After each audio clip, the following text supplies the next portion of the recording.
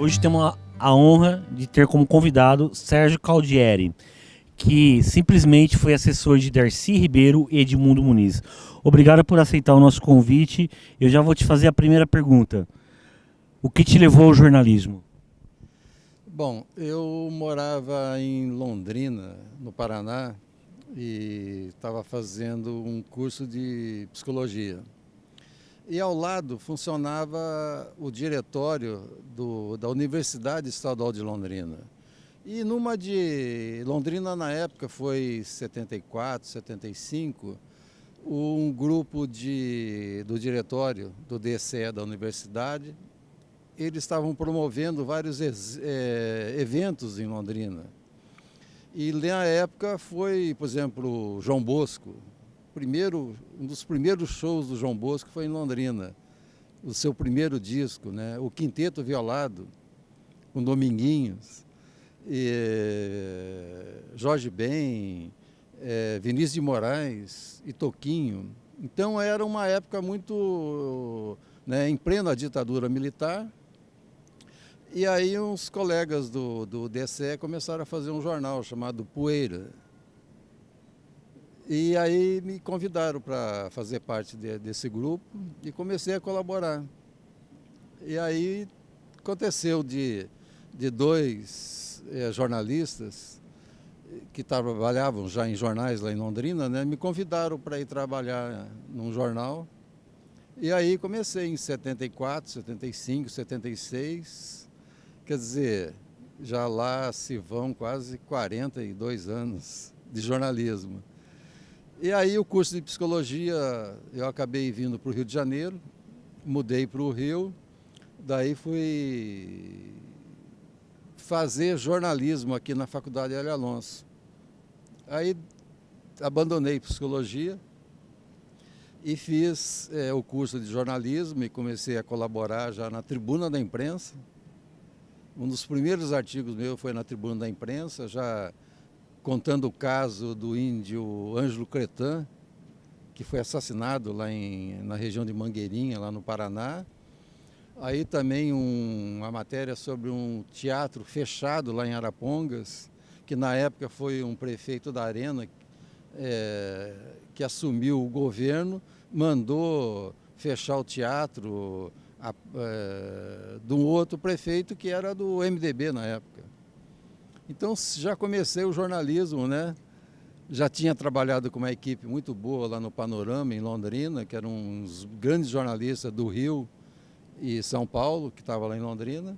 Quer dizer, foi uma paixão mesmo que estou aí até hoje, fielmente, fazendo esse trabalho no jornalismo como um combativo.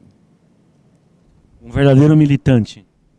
Também, porque eu já comecei com esse grupo do jornal do DCE da universidade.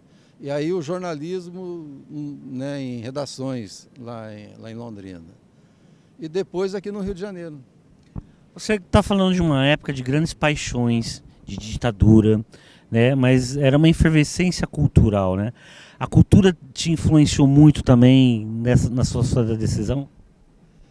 Também, porque eu me lembro que a primeira matéria que eu publiquei num jornal lá em Londrina foi, na época, acho que os 90 anos do pintor Diego Rivera. A primeira matéria minha publicada de uma página foi sobre Diego Rivera. Na época ele estava fazendo 90 anos, que eu achei... Quando eu li a história de Diego Rivera, que era um muralista mexicano, junto com Davi Siqueiros e outros muralistas, eles foram os fundadores do Partido Comunista no México, né? Foi Diego Rivera e Frida Kahlo que receberam o troço, né, na casa deles. Então aqui essa história vem desde dessa época, né, dessa paixão pela política e pela cultura. Você está falando, né, de personalidades mundiais e tal. Essa vertente pela esquerda, por essa opção ideológica, né? Vem da onde, Sérgio? Eu morava em Bandeirantes em 1968 e um amigo meu, o Zé Santana, ele sempre andava com um jornal embaixo do braço.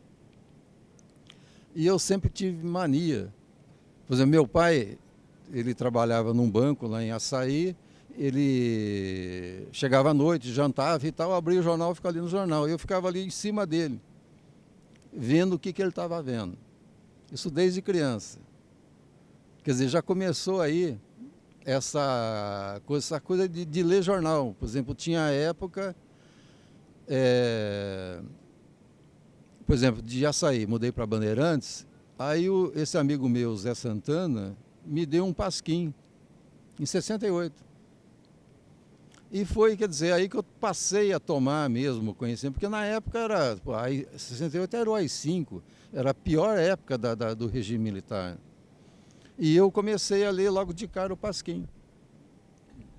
Quais são as suas grandes referências na juventude, aonde forma, né, o nosso ideário futuro? Quais são as suas grandes referências? Aí fica meio, você vê, lembrar dessas coisas. Eu acho que mais foi esses jornalistas da época do Pasquim. Por exemplo, eu lia Folha de São Paulo, eu lia Estadão, meu pai assinava jornais, né? Eu lia as revistas, na época Realidade. Quer dizer, aí tem grandes personalidades que na época eu acompanhava, né? O João Antônio. O João Antônio, depois eu fui ficar muito amigo do João Antônio. Quando eu mudei para o Rio, eu era vizinho do João Antônio, em Copacabana. Então aí foi sempre esse lado, né? De ter uma espécie de um guia. É uma orientação, talvez, né? De como se dedicar às pesquisas, estudos, né? E eu sempre fui um pesquisador e sempre gostei de estudar história, de pesquisar. E comecei a fazer muitas, por exemplo, aqui no Rio, fui diretor do jornal Em Verda, eu escrevia todos os números, vários artigos da área de cultura.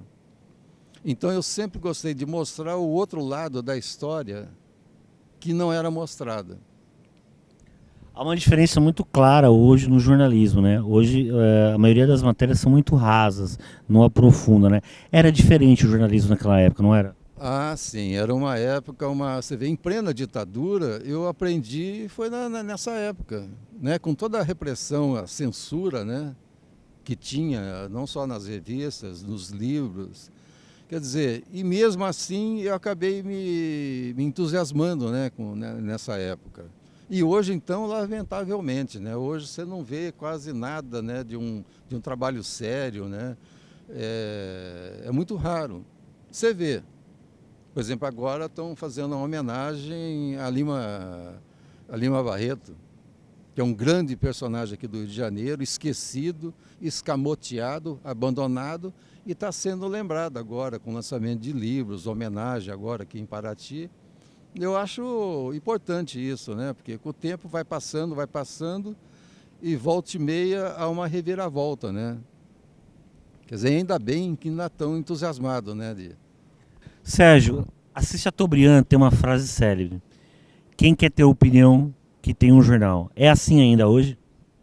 Eu acho que hoje piorou, né? Porque hoje, do jeito que está essa manipulação, essa massificação, né? Que hoje virou uma guerra, né? Atualmente, porque o Assis, na época, ele era o rei, né? Ele era o dono da TV Tupi, dos jornais, dos Diários Associados, da Rádio Tupi. Quer dizer, ele tinha a opinião dele e era um cara até progressista, né? Porque você vê, ele era muito ligado às artes, né? Ele que, quando Titilo Matarazzo e Yolanda Penteado fundaram o Museu de Arte São Paulo, foi o Chateau que pedia para os grandes empresários a comprar as obras mais importantes na Europa, para formar o museu em São Paulo. Na verdade, ele extorquia empresário, não é? Dizem que ele fazia essa chantagem, né? Quer dizer, pode ser, né? Parece que no filme do Fernando, a história do livro do Fernando Moraes, o Chateau, depois teve o filme também, né? o filme também recentemente, que demorou anos para sair o filme. Quer dizer, tem esse lado também, que ele fazia essa chantagem com os grandes empresários. Mas fez talvez para o bem, né? O jornalismo te levou a conhecer muitas personalidades, né?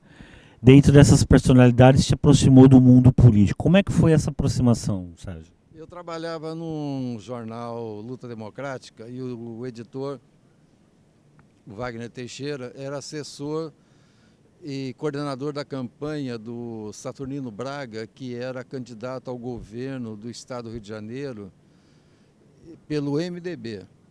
Aí, como eu conhecia, eu fazia uma coluna de televisão, era uma página inteira. Eu conhecia muita gente, eu fazia muitas entrevistas, né? E eu conheci pessoal da área de cinema, de teatro, de televisão, pessoal da área de novelas. E ele falou, Sérgio, chama esse pessoal que você conheça para fazer reuniões para o Saturnino, a mostrar as plataformas dele, né? O que ele pretendia na época. Porque acho que era a primeira eleição para governador, né? Era ditadura ainda, 79, 80, por aí. Aí eu fiz várias reuniões e o Saturnino ia lá e tal, e eu convidava várias pessoas. Como houve a fusão do PP com o MDB, quando virou PMDB, eu já caí fora, falei, não vou continuar com esses caras daí não. Aí que eu fui para o PDT. Depois todos da equipe do Saturnino foram todos para o PDT.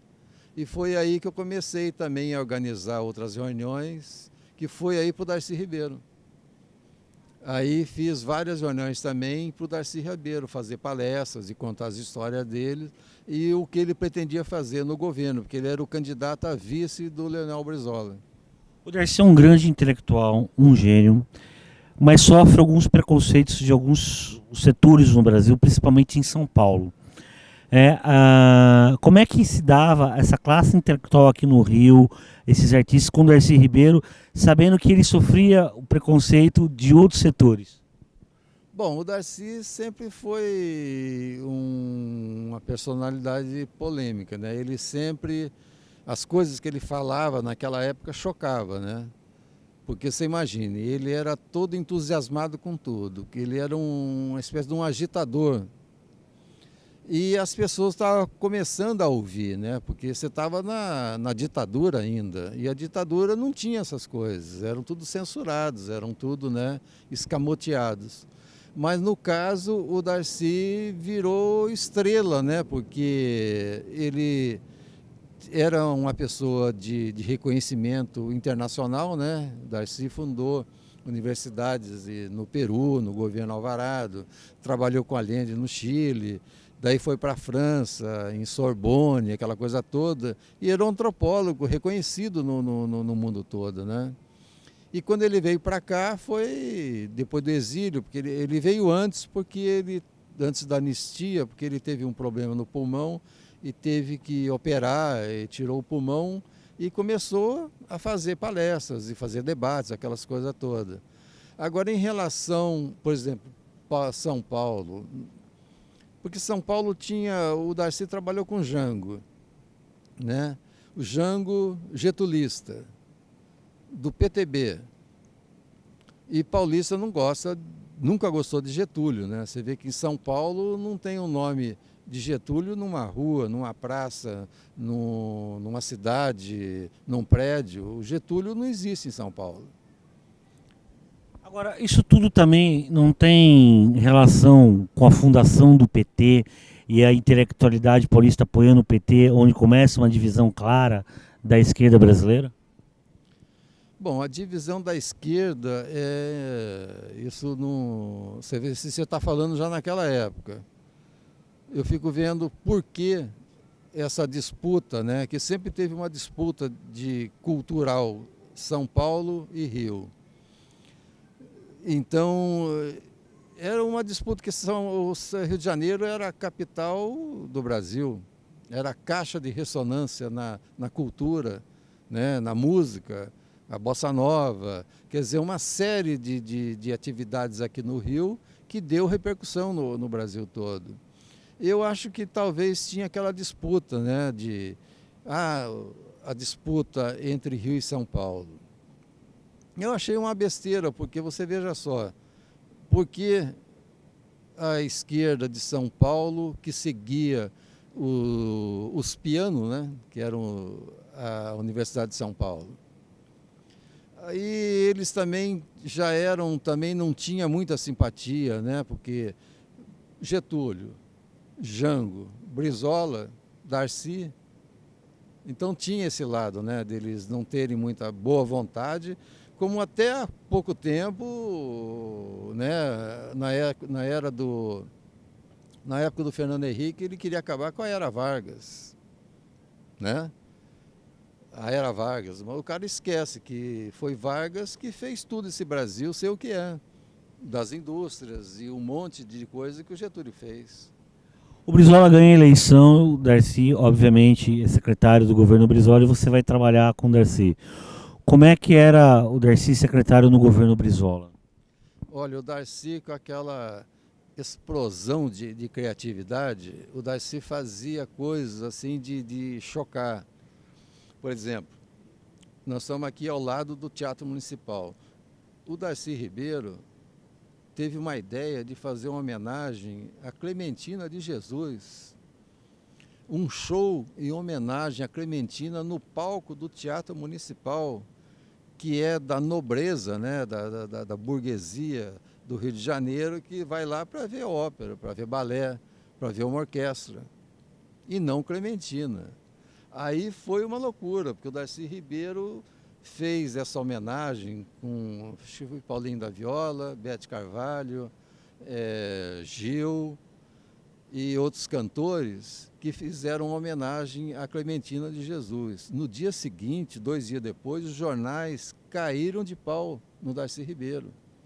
Tinha editoriais no Globo contra esse show em homenagem a Clementina de Jesus.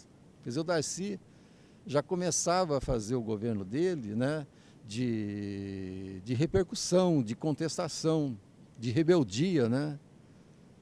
Daí ele começou, por exemplo, a fazer o sambódromo.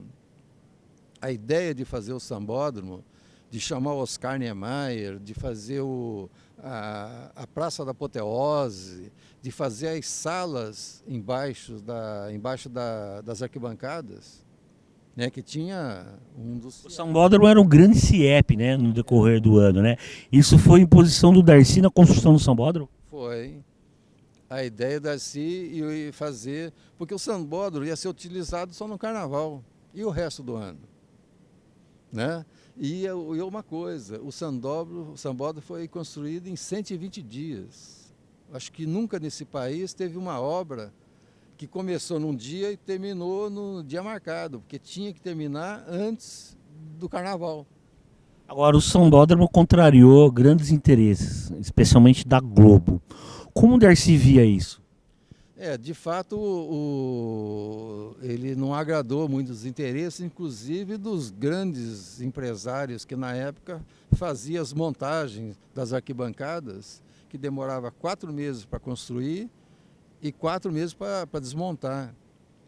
E, quer dizer, já houve uma chiadeira em relação a isso. Porque quando começou a fazer, os jornais diziam que aquilo ia cair. Quer dizer, houve uma guerra total contra a construção do sambódromo.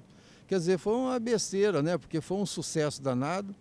O sambódromo ficou pronto na data certa e ali em relação, teve um problema, porque a Globo, com essa mania de querer dominar tudo, a Globo, você vê, até hoje, não começa uma partida de futebol sem terminar a novela da Globo, né? Até hoje, começa-se partida de futebol nesse país depois que termina a novela da Globo. E eles estavam querendo também, acho que, fazer uma transmissão, e só eles. E não queria que ninguém participasse. Queria dominar, como sempre quis dominar. E aí não, Brizola e Darcy não, de maneira alguma. Vai ter oportunidade de todas as emissoras. Foi a TV Manchete, na época da TV Manchete, TV Educativa, TV Bandeirantes. Não, todas elas vão transmitir. Se rompeu o monopólio da Globo, né? E aí Adolfo Bloch foi de suma importância nessa questão, né? Como é que foi essa negociação com a Manchete para quebrar esse monopólio da Globo? Eu acho que porque o Adolfo Bloch era um empresário de visão, né? E ele tinha lá uma equipe que trabalhava com ele, e alguns também participaram de um monte de coisas, né? Dessas reuniões lá na Secretaria de Cultura. E Adolfo achou que de fato tinha que ter, né? A oportunidade de outras emissoras. E foi o que aconteceu. Sérgio, trabalhando com o Darcy, você poderia me destacar, na tua opinião, qual foi a maior obra de Darcy Ribeiro? Bom, além do Sambódromo, que virou o maior espetáculo do mundo, né? Que vem aí milhares de 70 mil pessoas assistir o Carnaval no Rio de Janeiro, que é transmitido para o mundo todo e é um espetáculo que você vê mais ou menos 4, 5 mil pessoas em cada escola. Tem 7 escolas, são quase 40 mil pessoas. Quer dizer, onde é que você vê um espetáculo com 40 mil pessoas? Né? E o carnaval é deslumbrante, né? É uma loucura o carnaval no Rio de Janeiro. Agora, outra grande obra que eu acho que se destaca na época que o Darcy foi secretário de Cultura são os CIEPs, né? Os CIEPs é uma considerado pela revista Der Spiegel a revolução educacional na América Latina. Eu recebia tudo na assessoria de imprensa, os jornais, revistas e tal. Eu não guardei essa revista, da Der Spiegel, a mais importante revista da Alemanha, falando sobre o CIEPs. E o CIEPs foi um sucesso, né? Na época foi uma revolução. Mas, de fato, a imprensa também já caía de pau contra os CIEPs do Darcy Ribeiro e Leonel Brizola.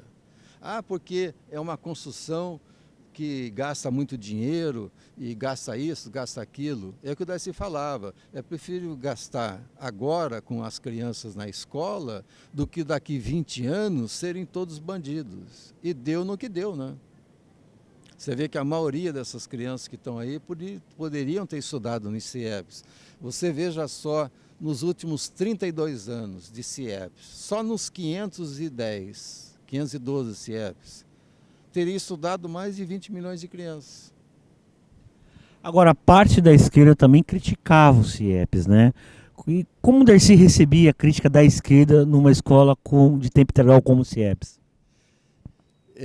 Com muita indignação. Não só ele, como eu, que acompanhava todo dia. Eu falei, mas como é que pode? TV Globo, Rádio Globo, todos os jornais, né, dava espaço para uma determinada esquerda, inclusive do PT, para falar mal dos CIEPs.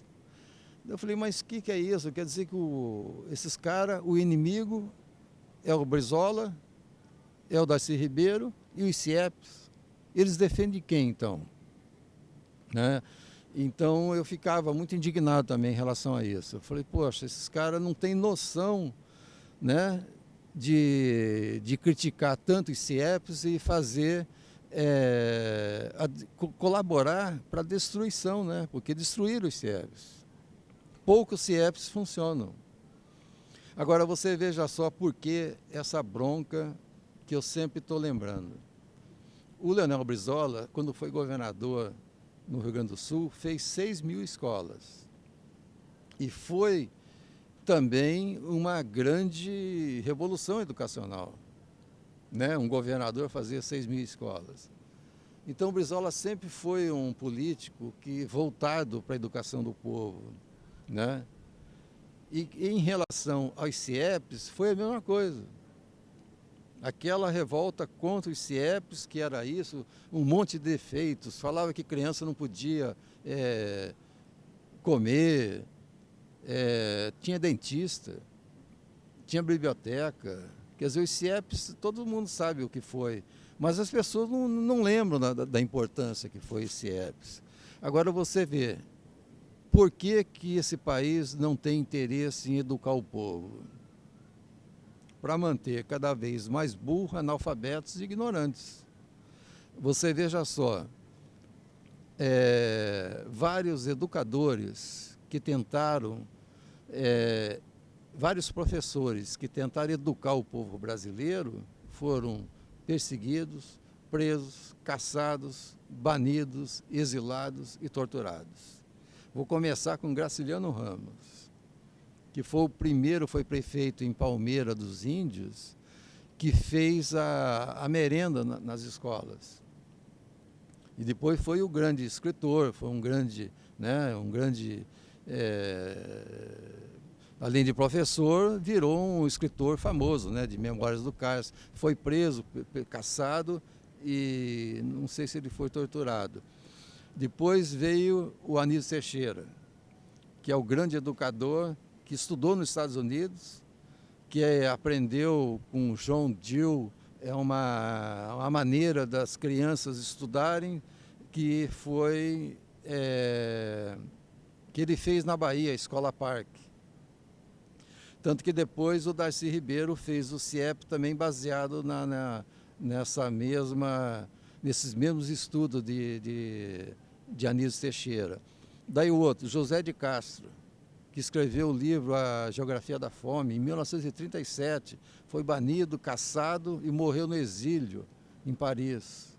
Depois, Paulo Freire, outro educador que também foi caçado, banido. O Darcy Ribeiro, que fundou a Universidade de Brasília, quer dizer, foi professor, fundou no Peru a escola da Universidade do Peru, trabalhou com Allende, quer dizer, e outros professores, Manuel Maurício Albuquerque, foi preso, torturado, caçado, Maria da Linhares, o Joel Rufino, Décio Freitas, que fez um belíssimo livro sobre zumbi.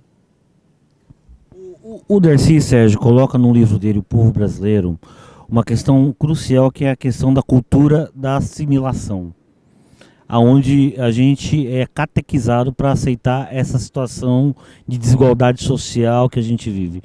O CIEP, dentro desse contexto do Darcy Ribeiro, faz parte da luta de classe, você acha isso? Eu acho, porque é o seguinte, os professores da época da ditadura, eles eram, não sei, o Darcy falava, esse pessoal muito bitolado, eles têm que evoluir, eles têm que estudar.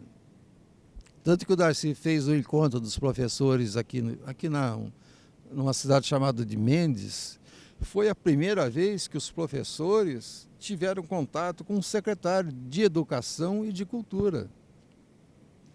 Nunca os professores do Estado do Rio tiveram uma oportunidade dessa, de chegar, de falar, de discutir. E foi através de Darcy que teve esse encontro de Mendes, dos primeiros professores.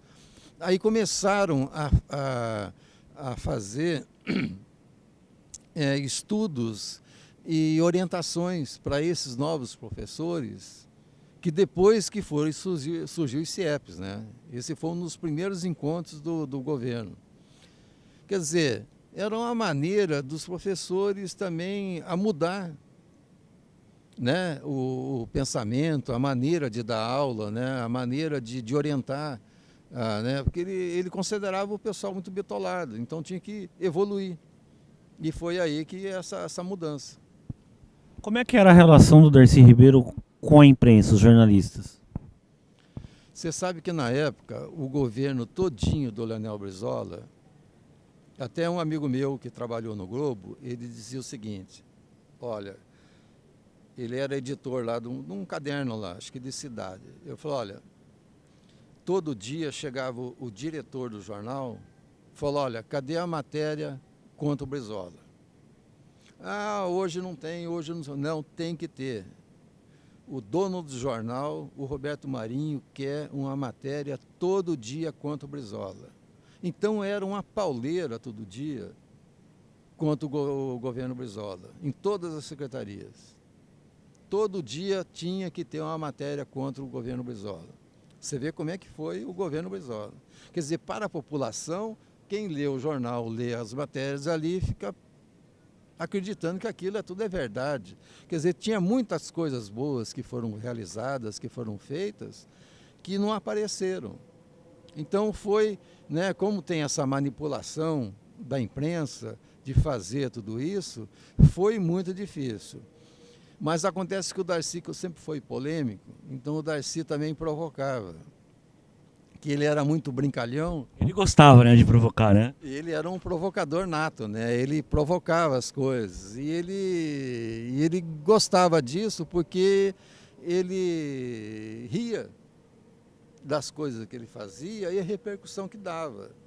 Porque os outros secretários, os outros assessores, não tinham essa facilidade, né? Essa criatividade dele de fazer essas polêmicas, né? Você lembra de um fato específico que ele ria, que ele...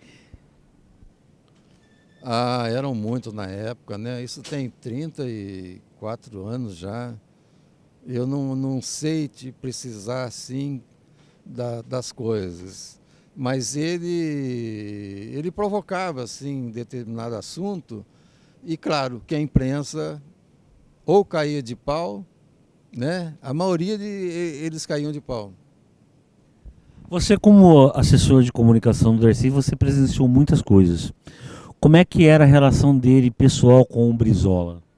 Ah, era uma ligação direta, porque eu me lembro, porque é o seguinte, os secretários tinham as suas audiências com o governador.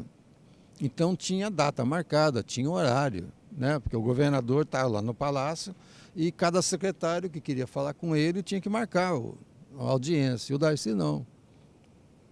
O Darcy ia direto. Porque o Darcy morava em Copacabana, numa esquina, e o Brizola morava no outro. Então tinha essa, né? E o Darcy era o grande, né? O Darcy era o que mais aparecia e o que mais criava polêmica. Então, para ele era ótimo, né? O Brizola, por exemplo, as pessoas, eu sei que alguns secretários ficavam com inveja, porque vários secretários tentavam levar um projeto para o governador, às vezes o governador deixava de lado, ou não aceitava, ou deixava para fazer uma data, né, meses depois. O Darcy não. Tudo que o Darcy queria e tentava fazer, ele conseguia. Então o Brasil tinha carta branca do governador Brizola. A demanda do Darcy tem que ser realizada. Era porque foi, né? Você vê, todas as grandes coisas, você vê, o Sandóbrio foi um sucesso. Os CIEPs também. Agora, o Darcy, você tem um Darcy político, você tem o Darcy intelectual e você tem o Darcy, o fazedor. Qual desses Darcy que tem a marca maior que você conheceu assim no dia a dia? Eu acho que foi... Bom, a parte intelectual é brilhante em tudo, né? Os livros da Darcy é uma história que todo mundo devia ler, né? Os trabalhos da Darcy na literatura, nos romances, né? Agora, o melhor era me lembro de uma da campanha que eu fiz parte em todo o estado do Rio, que nós percorremos, eu e a nossa amiga Maria José Latiger, nós acompanhamos o Darcy Ribeiro, o estado do Rio de Janeiro todinho. A propaganda era Darcy faz. E era o fazedor. E foi o grande fazedor, né? Quer dizer, tudo ele conseguia, porque essa amizade com o Brizola e o sucesso que ele fazia, né? Porque foi brilhante, né? Eu acho que o Darcy foi o grande cabeça, né, da gestão do governador Leonel Brizola. Você falou da campanha do Darcy ao governo do estado, na qual ele perdeu. Como foi essa derrota para Darcy Ribeiro? Você veja só como são as coisas. Na época, o candidato era o do PDS, o Gato Angorá, esse aí que é ministro, aí, o Moreira Franco. Você veja só, quando você vê, tinha que ter todo dia uma matéria contra o Brizola no Globo. Então já ficou aquele desgaste, né, de massacrar como se o Brizola fosse um desgovernador, e que não foi. Então você veja só, o Darcy Ribeiro, quando tinha um hotel em Ipanema que estava abandonado, era o Hotel Panorama, e o prédio estava lá, o esqueleto, anos abandonados. Não sei quem que teve a ideia, Acho que foi o Darcy com mais alguém, falou, por que não vamos comprar esse prédio, que está aí há anos abandonado, e vamos transformar num escolão. E foi aí que surgiu o primeiro CIEP. Então fica ali em Ipanema, na encosta do morro, eu não sei se é Cantagalo, Pavão e Pavãozinho. E esse prédio é encostado no morro. Então fizeram o projeto do primeiro CIEP, construíram uma rampa do prédio para a favela. E foi ali que começou a primeira.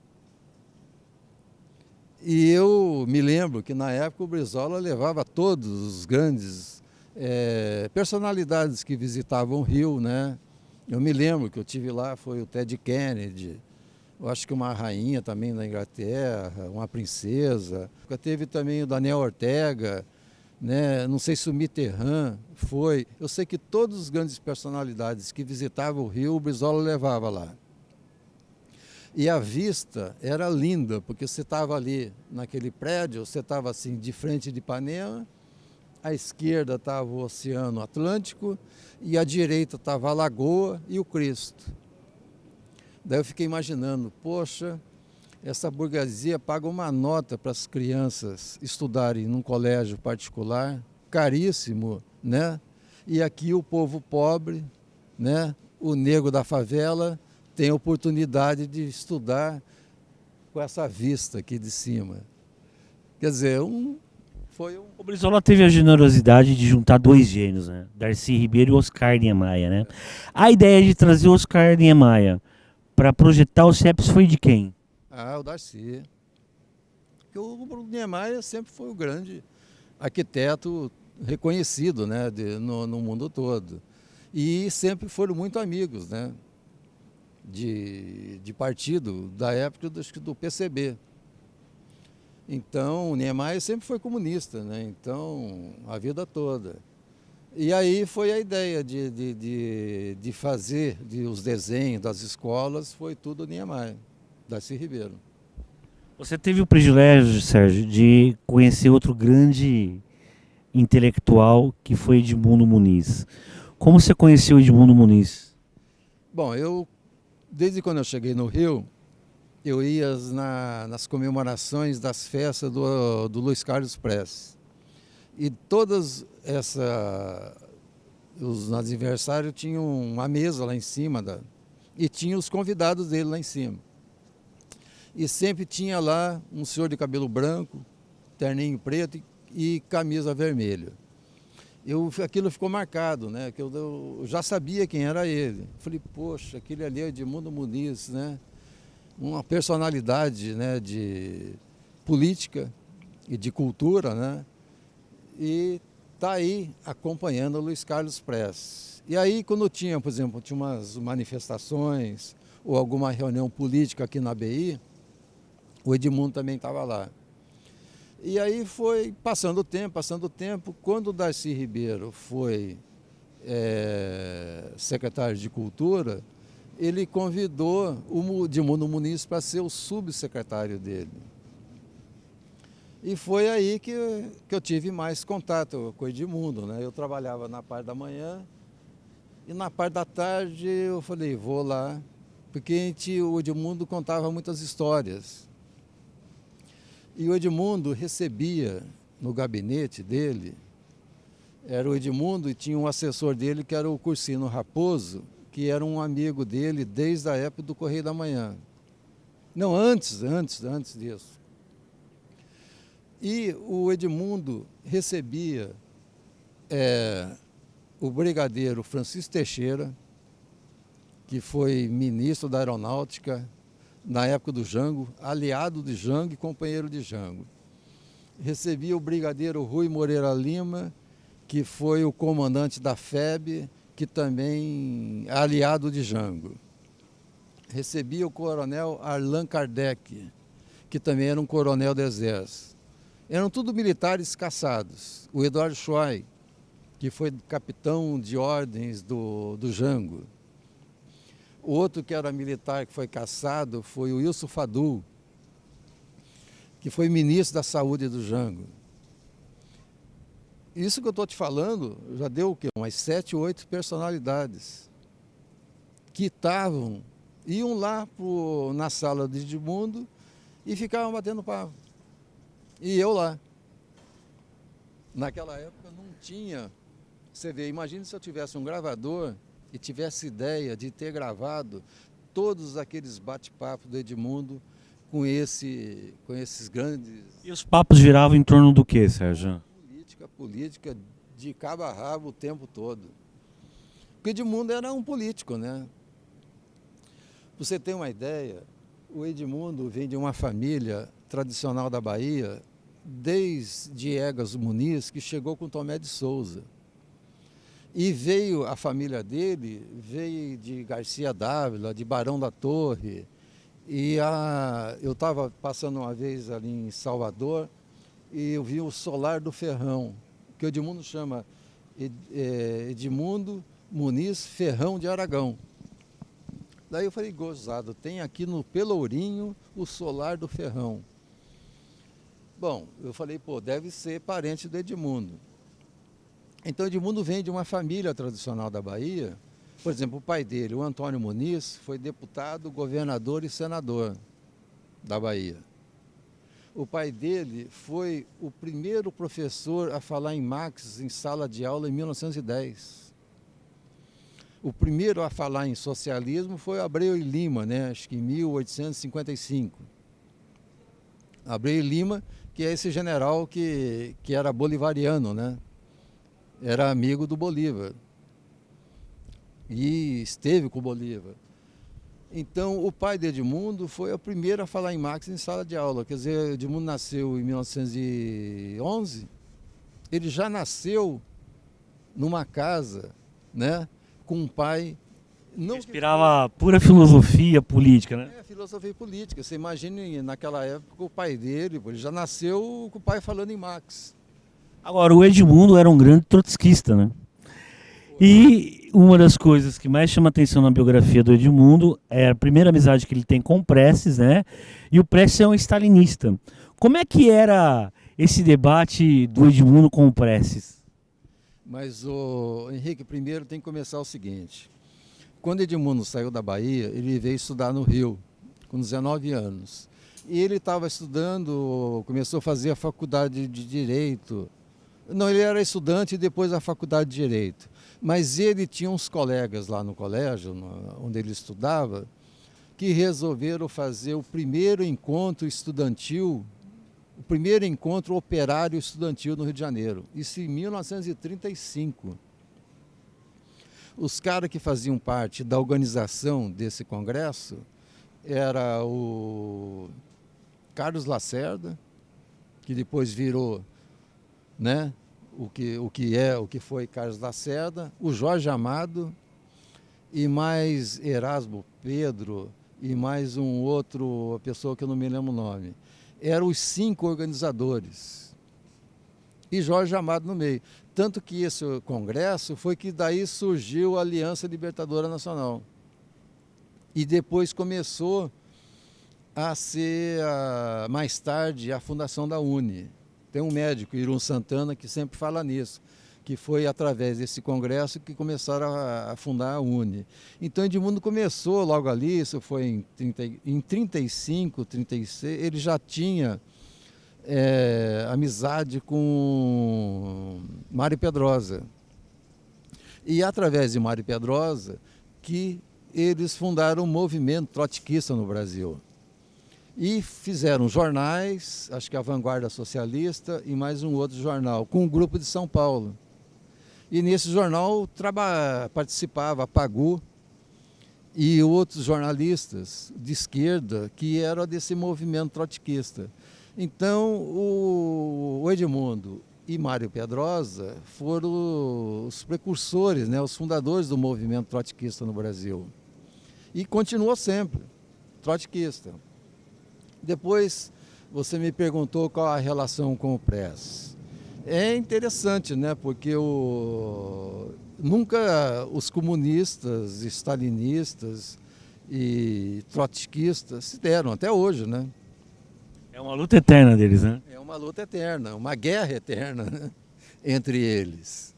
Mas eu acho que, poxa, é uma questão de vaidade, né? Porque afinal os inimigos são os mesmos, né? Eu falei, eu acho uma besteira, tanta esquerda dividida, tantos partidos de esquerda, para quê? Para haver desunião, né? Tantos agentes provocadores, né? Tantos agentes aí dividindo, rachando, eu fico pensando, não tem sentido, né? Porque afinal, o inimigo são os mesmos. Mas aí eu acho que entra a questão da vaidade, né? Eu acho que o que tem de pior no ser humano é a vaidade, né? O ego é a vaidade. O Edmundo era uma pessoa muito tímida, né? Mas ele era um leão nas suas colunas. Qual a análise que você faz das colunas do Edmundo? O Edmundo era impressionante. Ele, quando eu fui assessor dele aqui na Secretaria de Cultura, eu falava, Edmundo, vamos responder. Sempre tinha uma notinha, uma crítica da gestão dele. Vamos responder, vamos mandar uma nota, vamos fazer isso. Não, deixa para lá. Não vou responder. Eu falei, Edmundo, vamos ter um programa de televisão ali na TV Educativa, vamos lá que tem uns conhecidos nossos lá, para você falar dos livros, das suas obras. Porque Edmundo escreveu 16 livros e nunca saiu em nenhum jornal. Porque Edmundo era odiado pela ditadura militar. Então ele era boicotado, escamoteado.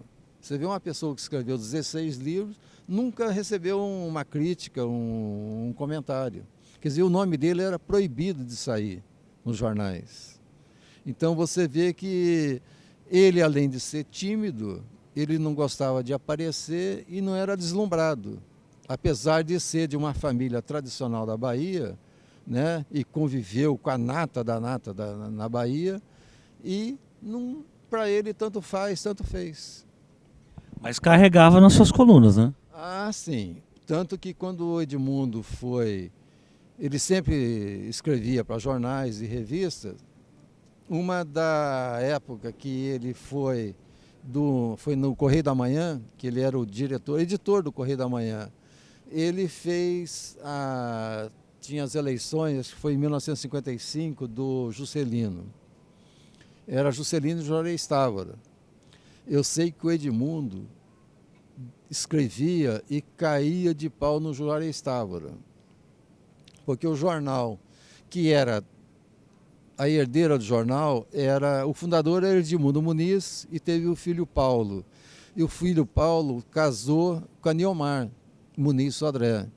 A Niomar era a prima de Edmundo. Então, eles estavam apoiando o Juscelino. E era assim, diz que era diariamente. Ele escrevia e davam, porque ele era uma pessoa muito rigorosa, né? Ele me falava que o copydesk do Correio da Manhã era o Graciliano Ramos. Então diz que era uma perfeição, né? O Edmundo já escrevia bem e ainda tinha o Graciliano Ramos para fazer o copydesk. Você falou do Juscelino e do Edmundo, né? O Juscelino, quando ganhou as eleições, convidou o Edmundo para assumir qualquer embaixada do mundo. Ele não quis. Não, você vê como o Edmundo era uma pessoa simples e não se deslumbrava com nada. Imagine, o presidente Juscelino ganha, é o presidente e eram amigos. O Juscelino chegou para o Edmundo e falou, Edmundo, você quer ser embaixador em que país? Você quer Londres, Roma, você quer Madrid, quer Lisboa? Escolha aonde você quer ser embaixador. E o Edmundo disse que não. Você imagina, né? Você vê que é Edmundo Muniz, ele falou, não, eu quero ficar no Rio e quero fazer teatro. Quero ser diretor do Serviço Nacional de Teatro. E ficou. Aí ele cria o Teatro Nacional de Comédia, né? E como teatrólogo, o que você fala de Edmundo Muniz? O Edmundo escreveu várias peças e foram encenadas. Além das peças de teatro, eram peças de renome, porque existia o teatro tradicional e como existia o outro lado do teatro, né? Ele teve uma peça de teatro que ele colocou uma obra de Salvador Dalí. E ele contratou outros cenógrafos que faziam revoluções do palco. e autores brasileiros. Ele fazia questão de dar, porque antes era tudo coisa europeia, né? Era tudo o teatro importado. E ele não, vamos fazer o teatro com autores brasileiros. E fez. E ele fez um sucesso danado. Aqui, até no Teatro Municipal, teve encenação de peças dele, que viam as grandes estreias, vinham o ministro e convidados. É uma fase muito boa do teatro. E grandes atores trabalharam na época dele e começaram também na época dele. Me diga, como é que era a relação de Edmundo Muniz com o Brizola? O Edmundo foi uma espécie de um conselheiro do Brizola, porque o Edmundo, com aquela calma dele, com aquele jeito dele de falar, franzino, baixinho, ele era espécie de conselheiro do Brizola. Foi o grande consultor do Brizola. A maioria das coisas que o Brizola queria fazer, não sei o que lá, ele falava com o Edmundo. Quer dizer, foi um grande amigo, um grande companheiro e um orientador político. Sérgio, o que Edmundo Muniz e Darcy Ribeiro impactaram na tua vida? Aí é difícil, né? Porque os dois foram muito importantes, né? A fase que eu trabalhei com o Darcy, porque foi o seguinte, quando eu trabalhava com o Darcy, o Edmundo, como subsecretário, eu passava a tarde lá com ele. Depois, quando fomos fazer a campanha do Darcy no estado do Rio, o Edmundo assumiu a secretaria, mas aí eu estava viajando para o estado do Rio. No segundo governo Brizola, o Edmundo foi escolhido como secretário de Cultura. E uma das primeiras pessoas que ele chamou para ir trabalhar foi eu. Que é para mim uma honra e um orgulho, né? De ter sido convidado para ser o assessor de imprensa dele. O Edmundo tinha uma frase que ele sempre falava: valeu a luta. Eu te pergunto, valeu a luta? Bom, a luta sempre vale, né? Porque é uma eterna luta, né? Tanto que eu escrevi o livro, eu coloquei Edmundo Muniz e suas eternas lutas. Porque ele morreu com 85 anos e passou a vida toda, né, lutando e guerreando, né? Porque você vê, Edmundo fez um grande livro sobre a Guerra de Canudos. Ele contou a história de Antônio Conselheiro. Esse livro foi, segundo o João Pedro Stedler, me contou que foi através desse livro que foi a criação da formação do MST. Desse livro chamado Canudos, a Guerra Social. Defina Darcy Ribeiro e Edmundo Muniz numa palavra. Eu acho que são gênios, né? Porque cada um dos dois, porque são dois grandes gênios, né, que esse país teve do lado, né, da educação, da cultura e da política. Se você for juntar os dois, né, por exemplo, o Darcy tinha um lado comunista, que foi do PCB, o Edmundo trotskista. Quer dizer, mesmo sendo inimigos, eles se tornaram grandes amigos e grandes companheiros, né? Porque tanto que trabalharam juntos no primeiro governo e depois no segundo o Darcy já era senador. O Darcy estava em Brasília. Mas a secretaria continuou, né, fazendo aqueles mesmos trabalhos e cumprindo aqueles mesmos ideais dos dois, né, sempre preservando a verdadeira cultura e dando abertura, né, para outros grupos de teatro, artistas plásticos, né? Então era uma abertura, né, para todos. Muito obrigado pela entrevista. Valeu.